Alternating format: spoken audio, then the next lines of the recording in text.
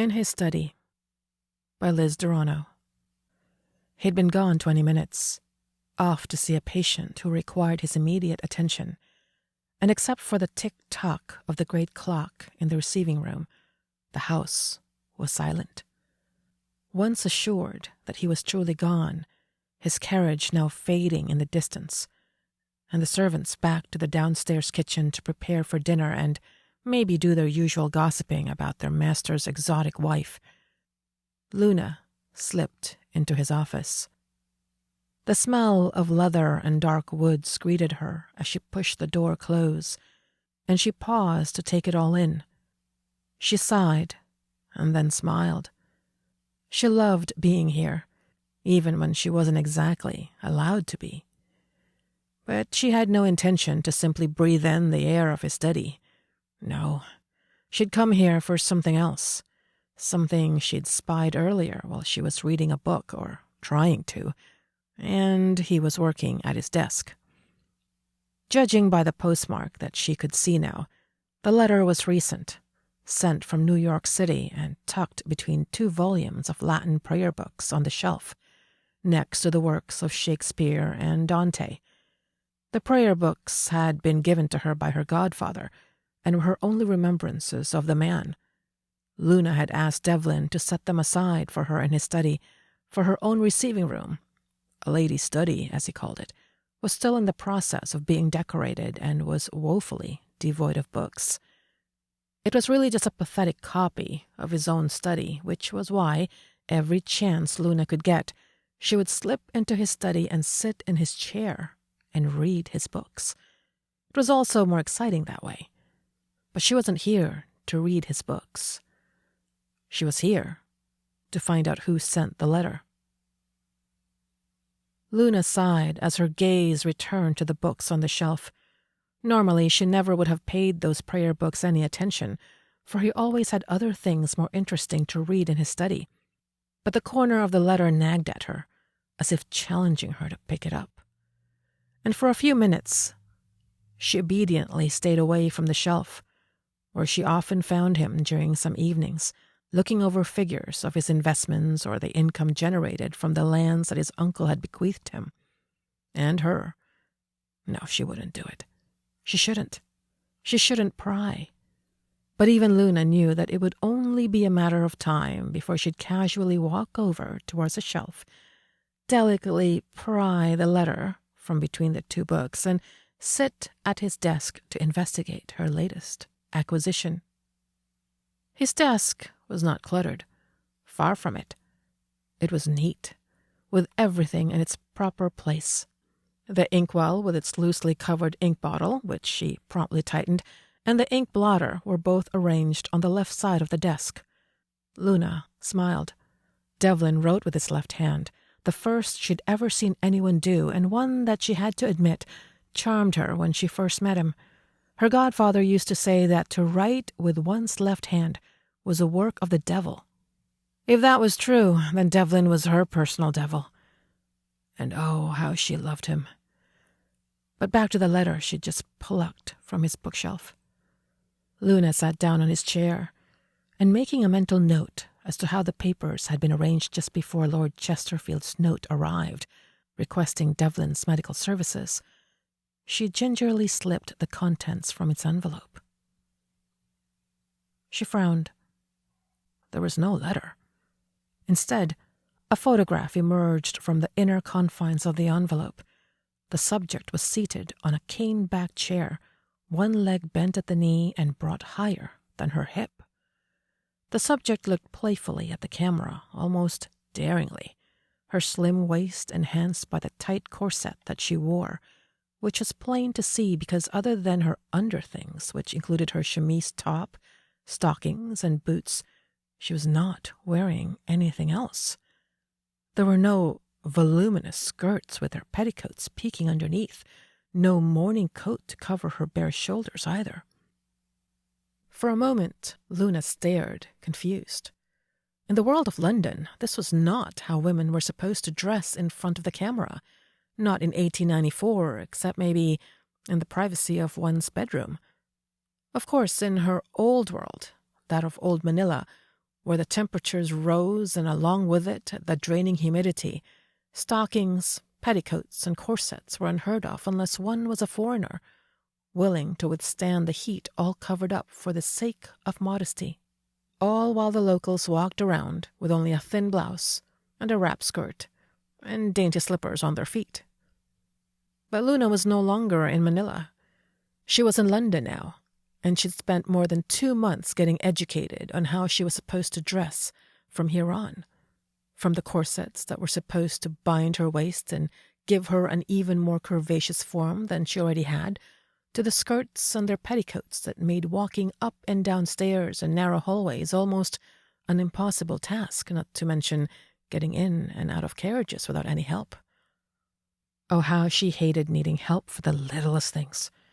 She'd need the help of the maid to get out of the layers later on that evening, though more often than not, it was Devlin who did the loosening of the ties that bound her corset as well as the slipping of the silks off her skin, one delicious layer at a time. Luna looked forward to it every night, the moment the half-open door between their rooms opened wider and he'd walk in, dressed only in his shirt and his trousers. It made having 2 separate rooms a useless arrangement, for they had yet to sleep separately since arriving in London 2 months earlier. It did make the task of having to dress each morning with the help of her maid a chore, but Luna knew it made Devlin happy to take her out to see London, walking through lush green gardens, for spring had set upon the land, and he wanted to capture each bright new day before the rains would return. Some days she barely saw him during the day, his hours spent with solicitors and investors, and sometimes with Lord Chesterfield, an old friend of his uncle's. But as Luna stared at the photograph, she forgot all about the garden walks and the strolls through the museums.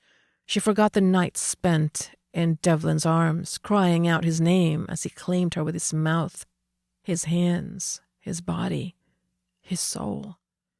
And when Luna turned the photograph over, the words the woman had written made her throat tighten, and tears clouded her vision. To my Dev, put your thoughts to sleep. Do not let them cast a shadow over the moon of your heart. Let go of thinking. Congratulations on your marriage. I see that you followed your heart. Finally. Love, Lady Tara. Lady Tara. Panic mingled with envy as Luna's mouth turned dry. She stared at the woman's face, her belly clenching at the thought that once upon a time Devlin had loved such a woman as this, seducing him long after the photograph had been taken. She felt anger build inside her, the jealousy growing as she dragged her gaze away from the woman's beautiful face, her perfect nose and wide eyes, lips that curled slightly along the edges as if she knew something that Luna did not. Luna's pulse drummed between her temples, deafening beyond the sounds of the clock ticking on the mantelpiece behind her. The letters and the inkwell, along with the books and neat stacks of paper in front of her, blurred in her eyes as she fought the urge to crush the photograph in her hands, rip it to pieces, and toss the remnants into the fireplace downstairs. Her fingers trembled as she stared at the woman again, her mind taking in the woman's beauty. A woman of the night, perhaps? Luna dreaded the thought, though she hated herself more for even thinking it. His lover? She can be quite dramatic with her quotations of Rumi. Devlin's deep voice broke through the thundering of Luna's heart, and she turned to face him. Lady Tara? Who is she, and why would she send you this? Why would she not? Devlin drew closer, and without taking his gaze off her own, plucked the photograph from her hands. Does she offend you? Luna did not answer. Something in his tone told her not to say anything. It was in his eyes, in the way they turned into ice. Offend? His question surprised her. She did not feel as offended as she felt the sharp pangs of jealousy coursing through her veins.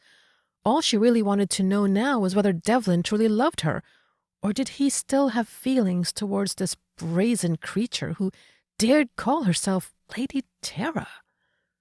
Devlin returned the photograph inside the envelope and tucked it between the 2 prayer books, the same corner still sticking out like it did earlier. "I forgot my satchel. There's no point in trying to heal a patient without it, even if all he wants to do is talk," he said, turning away from her and picking up the leather bag next to the desk. Devlin headed towards the door, as if he had not even noticed that Luna had just discovered a secret he'd been keeping from her. "Are you having an affair?" Luna asked, finding her voice again.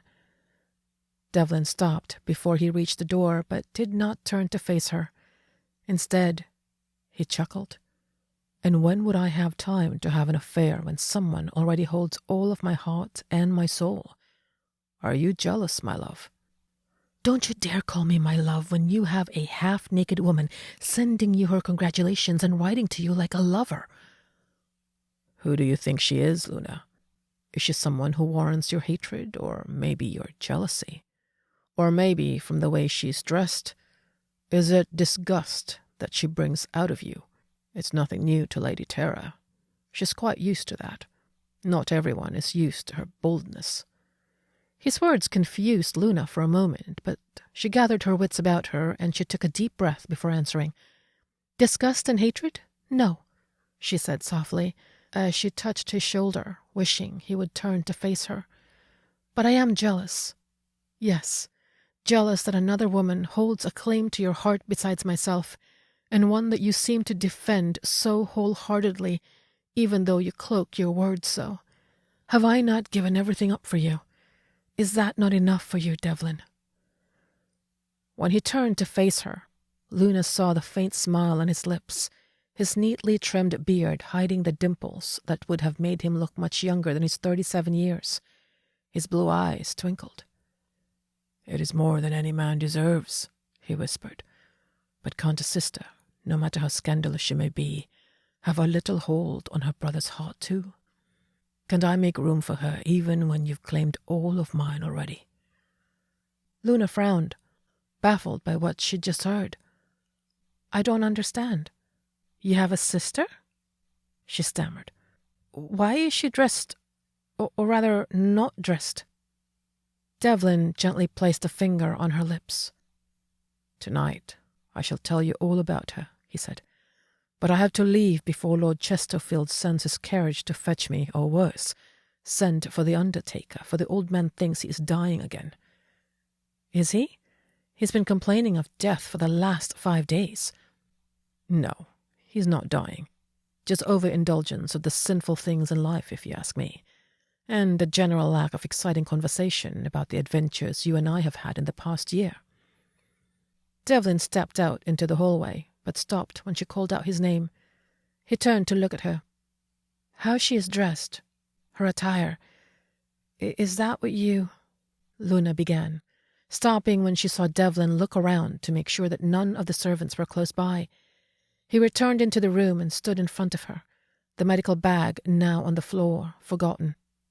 "Is that what you men like?" she asked boldly, though her cheeks turned red. The corner of Devlin's lips curled upwards as she shut the door behind him. He approached, his voice dipping even lower as he spoke, his face mere inches from hers. She smelled the scent of him, clean and manly, sending tingles up and down her spine. "Well, I may not like seeing my half-sister with only her underthings on. She is, after everything else, a performer, and she loves to shock even me. But at the same time, I don't know what other men like, nor do I care," Devlin began, his hand tracing the pulse beating against Luna's neck and down to the curve of her skin where her neck met her shoulder. Ever since they arrived in London, Luna's body, once covered by thin blouses and wrapped skirts that were the fashion in the islands, was now completely covered with the latest in London fashion. A high collar covered her neck, and Devlin pushed down the swath of cloth, his hands moving down towards her back to undo the buttons that kept her skin, once so easily accessible to him because of the humidity of the typhoon belt, now covered up. But I think you already know what I like, my dearest Luna, Devlin murmured, as his lips descended on hers, gentle and soft like a caress, even though what I like prefers to skulk around in my study when I'm not home, peering into things she knows well enough I share openly with her. If she asks me. It is more exciting that way, she whispered, feeling his body so close now, the tension that had long built between them the moment he caught her red-handed, almost leaving her breathless. Is it? Devlin asked, not waiting for Luna's answer, as his lips descended upon hers, claiming her, his hands pulling her even closer. I can think of something else more exciting than that, he whispered, kissing her again as he lifted Luna up onto the desk behind her, the sounds of the soft rustling of her skirts drowning out the tick-tock of the clock outside. Luna sighed, her arms wrapping about his neck as her body molded against his, the things on his desk, the treasures that she always enjoyed investigating in secret, now forgotten, as Devlin's mouth and his hands investigated, tasted, and claimed her for his own. In another part of London, Lord Chesterfield, not really dying, but only suffering from a bad case of gas from too much cabbage soup, opened the note of apology from his young friend. He frowned with disappointment at the news that the doctor was unable to see him that afternoon, for something else had come up, something that required the doctor's utmost and most undivided attention.